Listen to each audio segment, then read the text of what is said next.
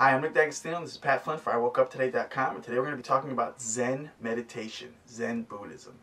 Zen Buddhism is a certain small sect of Buddhism, which is a wide, all-pervading religion that was started around 2,500 years ago, and it was based off of the teachings of the Buddha, the enlightened or awakened one. That's what Buddha means. The reason we're going to be focusing on Zen today is because Buddhism broke out into a bunch of different schools all around the world, but the one that really hits home most of all in Western culture is Zen, because it's so easy to kind of jump right in and start doing.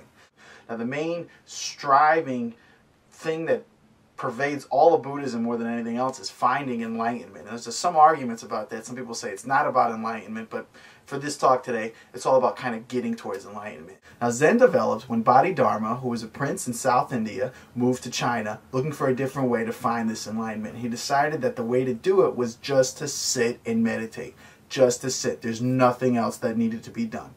Now, Zen broke off into a couple different schools, but there's two main ones that we're really going to talk about today. The Soto school and the Rinzai school. The Rinzai sect was brought from east side, from China into Japan, and he based his sect of Buddhism, the Rinzai sect, off of these things called koans. Now, koan is a riddle that really can't be answered too easily, kind of like, what's the sound of one hand clapping? Do you know the sound of one hand clapping, Pat? Another koan might be, what did your face look like before you were born? You got an answer for that one, buddy. So anyway, he thought that if a teacher gave a student this riddle over time, usually around 7 years, they would meet every week, and he would say, all right, what's your answer today? And then the student would give him an answer, and the teacher would let him know, oh, you're almost there, you're almost not there. It was completely subjective, but it didn't really matter because they were, getting moving and working towards that goal.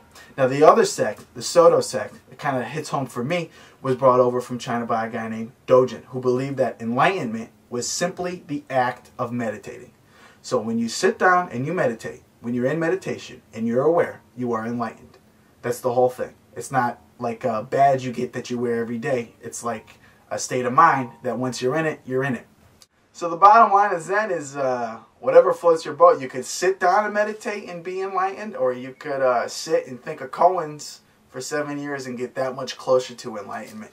But we know that both sides of meditation they're meant to raise your awareness, meant to raise your compassion and your ability to act spontaneously. If you like anything you heard today, make sure you read up more about it, find out some stuff. So if you like this video, make sure you send it to your friends, sign up on the subscribe list, and leave some comments about some things you want us to talk about next time. Thanks. Do you have anything at all to add to this?